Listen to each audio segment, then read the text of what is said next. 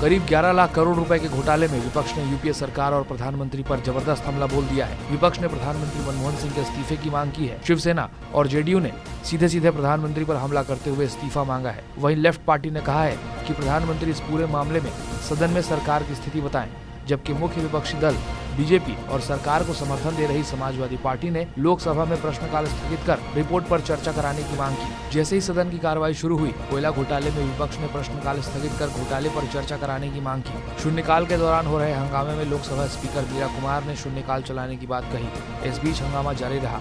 इसके बाद हंगामे को देखते हुए लोकसभा को दोपहर 12 बजे तक के लिए स्थगित कर दिया गया। वहीं राज्यसभा को भी हंगामे की वजह से पहले 15 मिनट के लिए फिर दोपहर 12 बजे तक के लिए स्थगित कर दिया गया।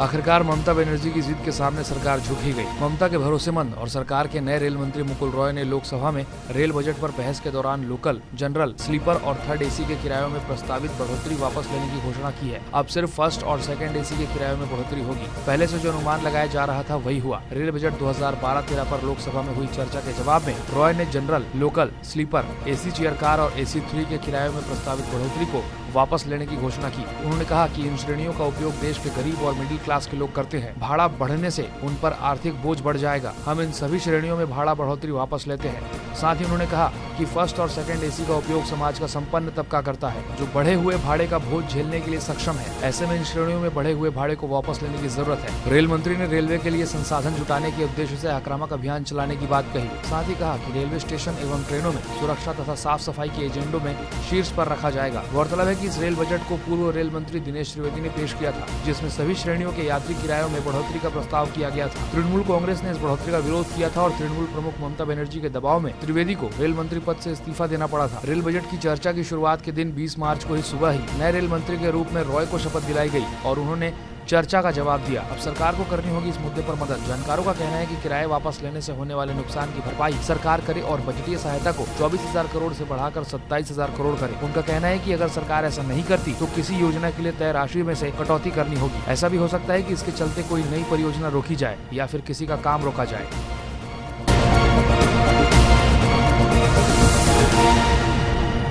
झारखंड से राज्यसभा सीट के उम्मीदवार अंशुमान मिश्रा ने अपना नामांकन वापस ले लिया है। अंशुमान मिश्रा ने कहा कि बीजेपी अध्यक्ष नितिन गडकरी और कुछ दूसरे नेताओं से बातचीत के बाद उन्होंने ये फैसला लिया है। अंशुमान ने ये भी कहा कि उन्हें बीजेपी विधायकों के वोट की जरूरत नहीं है, लेकिन वो बीजेपी की छवि खराब नहीं करना चाहते। वैसे इससे पहले वो बीजेपी के वरिष्ठ नेताओं के खिलाफ बयान दे चुके हैं। इधर बीजेपी ने फैसला कर लिया था कि झारखंड में उनके विधायक राज्यसभा चुनाव में वोट नहीं देंगे। बीजेपी के वरिष्ठ नेताओं ने अध्यक्ष नितिन गडकरी की अनुपस्थिति में यही फैसला लिया था।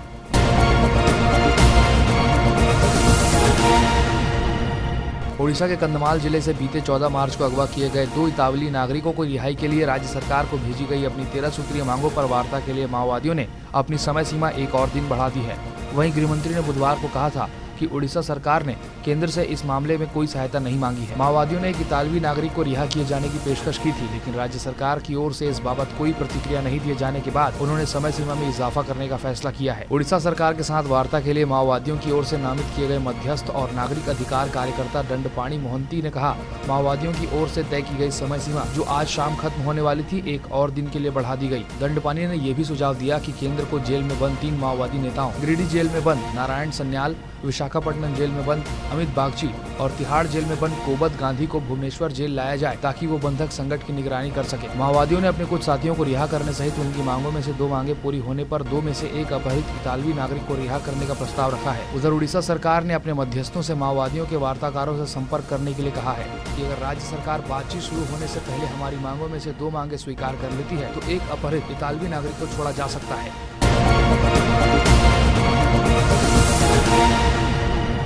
गुजरात विधानसभा अध्यक्ष ने भाजपा विधायकों के टैबलेट पर अश्लील क्लिपिंग देखने के मामले की जांच के आदेश दिए हैं।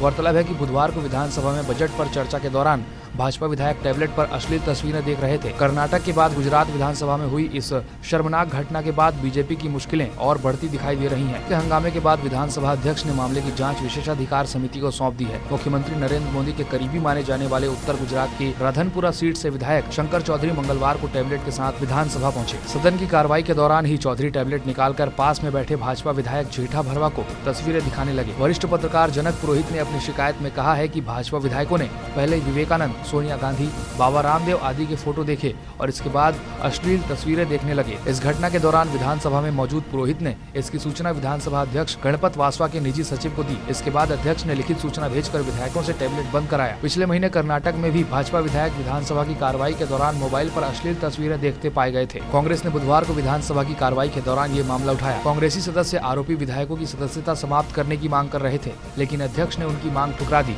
और सदन की कार्रवाई बाधित करने के लिए कांग्रेस के सभी विधायकों को एक दिन के लिए निलंबित कर दिया गया।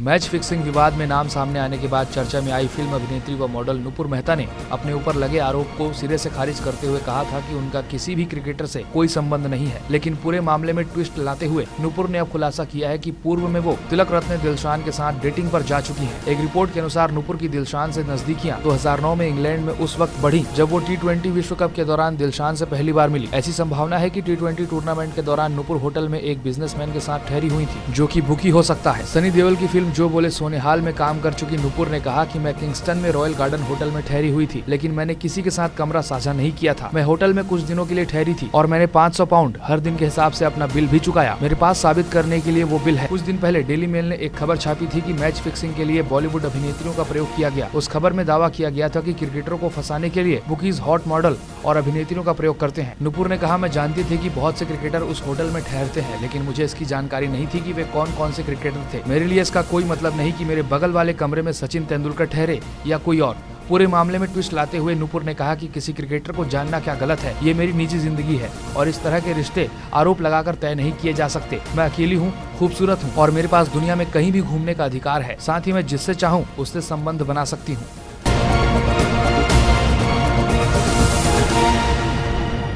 शिरडी में साईं बाबा के दरबार में हर साल करोड़ों का चढ़ावा चढ़ता है, लेकिन दर्शन के लिए यहाँ आने वाले भक्तों को मिलने वाली सुविधाओं की हालत चिंताजनक है। दर्शन के लिए कतार में लगे 2 भक्तों की मौत के बाद मंदिर प्रशासन को कटघरे में खड़ा किया जा रहा है। बुधवार को मंदिर परिसर में मुंबई से आए दिलीप चौरसिया की मौत यहाँ की सुविधाओं पर सवाल उठाने लगी है। दिलीप यहाँ मंदिर में होने वाली शेष आरती के बाद काकड़ आरती के लिए लाइन में लगे थे। ये आरती भोर में 4:30 बजे होती है, लेकिन इसके लिए एक दिन पहले शाम से ही लाइन में लगना पड़ता है। कई भक्त लाइन में लगे लगे सो भी जाते हैं। चौरसिया ने भी ऐसा ही किया। जब मंदिर के कर्मचारी काकड़ आरती के लिए दरवाजा खोलने पहुंचे तो चौरसिया वहां जमीन पर ही पड़े मिले। उन्हें तत्काल अस्पताल ले जाया गया, लेकिन डॉक्टरों ने उन्हें मृत घोषित कर दिया। हालांकि अभी तक पता नहीं चल पाया है कि चौरसिया की मौत कैसे हुई।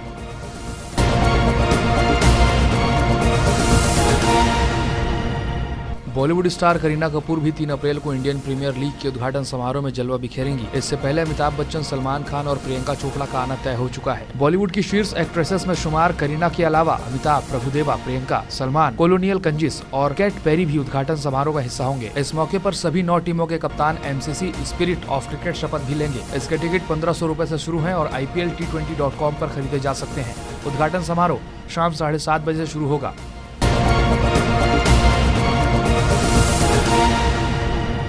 YouTube पर धूम मचा देने वाली कोलावेरी डी फेम धनुष की फिल्म 3 30 मार्च को रिलीज हो रही है। इस फिल्म का निर्देशन सुपरस्टार रजनीकांत की बेटी ऐश्वर्या ने किया है।